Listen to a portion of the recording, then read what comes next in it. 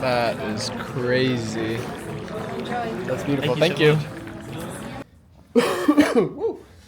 All right, we got ourselves week number 8. I believe so. Or it's week number 9. I don't know. This year is going by extremely fast. Managed to do a little bit of traveling this week with the buddy, and I was basically able to catch up on paperwork and really kind of do a lot of thinking. Oyster farming actually involves a lot of thinking and strategy. One of the things that we're lacking on right now is our infrastructure. The infrastructure to be able to produce these 5 million oysters. Our farm is set up to grow about 2 million oysters, produce 250 bags a week. The goal we're going to need to get to is about 1,000 bags a week. Now what that means, and I'll try to explain it, kind of how the flow works. So, early April, I'm expecting to take my first shipment of 1 million seed, 6mm seed. We're going to try and plant some 2mm later in the year, but really to kind of get a jump start, we're just going to go right into 6mm. And that is going to take 320 bags, 4mm bags. Those bags will be put into 1-inch bottom cages, so that's going to be 80 bottom cages. We can fit 20 bottom cages per bottom cage line. Now a bottom cage line for us is going to be 2 anchors, like such. Love these things, super fun to sink them. It's going to be 2 anchors with a sinking line rope attached. They're about 120 feet long, 100 to 120 feet long, depending on the lease and the lease management plan that we've got set up for it. We can fit on average, at 20 cages, 20 bottom cages per line. So to sink the initial million oysters, 6mm, it's gonna take 80 cages, 4 lines. That, easy. We'll probably be able to do it in a couple of hours. We've got the infrastructure for that, no problem. Well, in a couple of weeks, we're going to be digging through those bottom cages, and we're going to be sorting and tumbling a lot of that seed out of there. Historically, if it holds true, half of that stuff will proceed to move up into floating bags. Half of it will go back into the bottom cages. That will produce about 960 floating bags that are needed. 960 bags, these things right here. We can fit about 60 of these on a floating line. A floating line that we have to sink is basically very similar. It's got 2 of these anchors, but it's got 2 ropes. We've got a main rope and then a safety rope, and each bag is attached to both ropes just in case we have some chafing on the line and it snaps, so we do not lose any bags, and we're trying to you just don't want to lose any bags. Those 960 bags will go onto 16 floating lines. That's 32 anchors. That's not a problem. We've got the infrastructure for that, easy. Now, this is where things get a little bit tricky. 6 to 8 weeks pass. The oysters in this bag have now tripled. So that 960 bags, it's gonna turn into 2,880 bags, floating bags. That's gonna be 48 lines, floating lines. That's gonna be 96 anchors. That's where things get a little funky. Our farm could handle that, no problem. But as that time has passed, we have been planting more seed. See, now we've only got a 6-month period where we can plant. April, May, June, July, August, September, and maybe even October. But you don't get them until the end of April, and you really can't plant at the end of October. So you've got 6 months of planting. Now we've decided that the number this year is not going to be 10 million that we plant, it's going to be 8 million. And we're going to try and buy a little bit bigger seed, just because we think we'll have a little bit more success in that route. That means that we need to plant 1.33 million oysters every month for 6 months straight. So, as we're going to pull up those first 80 cages to sort them and put the 40 back down, there will have been another 80 cages dropped right next to it. And that will begin the same process. And so the bags just become kind of infinite. Not infinite, but it will quickly outrun the infrastructure that we have currently got set up for this farm.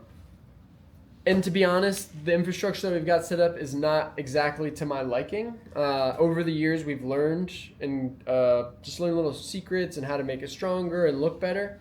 And I mean, just this year, we finally settled on like a floating bag style that we like. We've got probably 4 or 5 different styles out there that we've been using. So we're going to kind of standardize everything.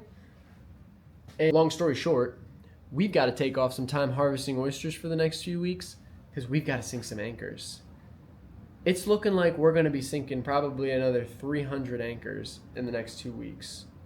And sinking these lines and just kind of getting the infrastructure ready, because when all of this stuff comes, it'll be far too late to be sinking the lines. So we had to make the decision to limit our harvesting, if not completely stop it, until the infrastructure's set up. It kind of feels like, taking 1 step back to take 2 steps forward.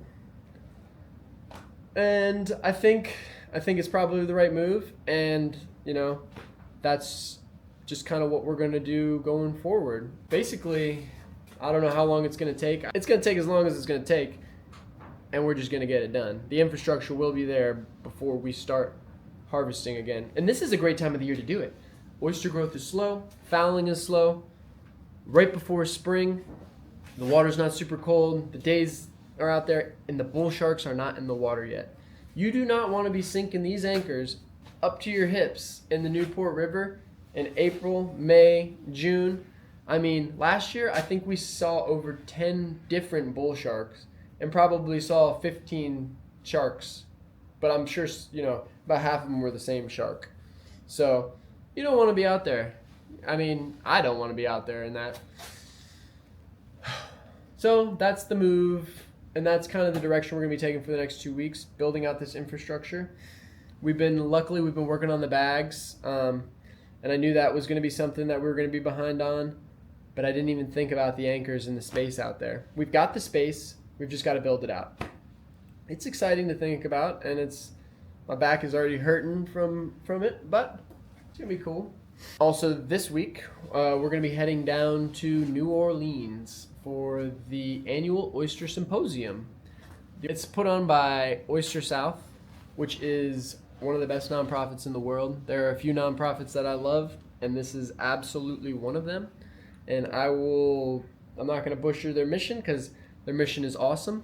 Oyster South's mission is to create successful oyster farms, healthy waters, and good food.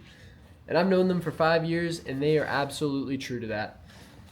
Crystal Coast, Shepherd's Point, even Native Oyster Company, we would not be anywhere close to where we are at without them. The community that's involved in that, it's just such a group of nice, hardworking people that care about the environment and care about the future and just have a positive outlook on the future.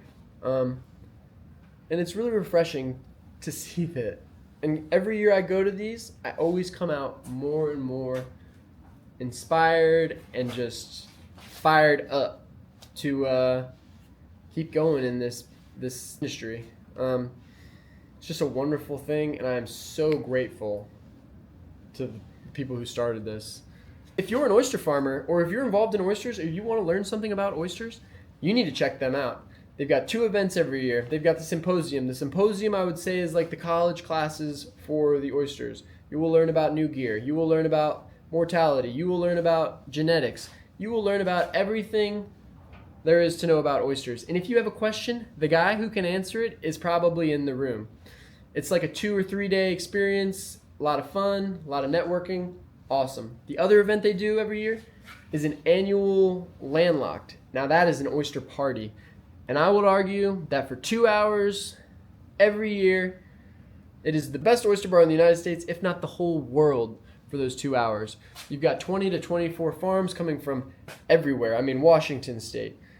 We've got them coming from Massachusetts. You've got them from Florida, Texas, South Carolina, North Carolina.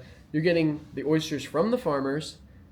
And it's basically just a money raise to help this industry grow and use the money for great things. And it is the best oyster bar probably in the world for 2 hours. And if you're an oyster fan, I would suggest you go to it. So we'll be wrapping, and that one is usually held at the end of the year, and the symposium's held at the beginning of the year. Once we get back from that, we're going to be sinking anchors, limited harvest. But then we go to Charleston Wine and Food in March. I believe it's March 9th. We're going to be participating in the Charleston Wine and Food in person this year. We've had our oysters served at the event before through Tempest with Chef Jamie Lynch. He served some of our roasters a few years ago, and we were absolutely honored just to be involved in that and to be able to go ourselves this year and participate in person. We partnered with Fiddler's Fire, which is a new concept that my buddy Tyler has put out. Tyler's actually come out and really started to, he really dived into the oysters and basically learned. He's the kind of chef that you can tell him, but he wants to come see it. So he came and saw it, and so much respect for that. And his food is fire. His concept is called Fiddler's Fire, and we'll be there with him at the Charleston Wine and Food, just having fun, getting people to try our fat bellies. We'll come back from that. We're going to sink more anchors. You guessed it. And we're just going to sink anchors and make sure that we have the space for all these oysters. Because that's most important. If we keep focusing on the harvesting now, we'll never really advance. So it's not fun stopping or slowing down or having to tell people no. But I think it's the right move for us at this time. And then also, with this, we are not a large company. We're a very small company. It's basically a co-op of a couple of farms that are put together. Native Oyster Company, Shepherd's Point, and Crystal Coast. We don't have unlimited money. Everything that we have has come from the farm, and we are basically taking it all and putting it into this plan of trying to scale up to 5 million oysters. And now we're having to write the checks to do it. And that is a little bit stressful. In a good way. It's motivatingly stressful. So,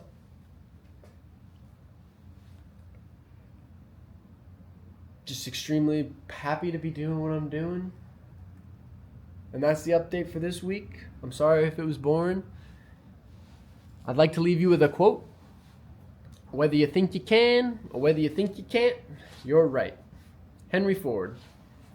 You guys have a wonderful week. And just remember to keep on scuttling.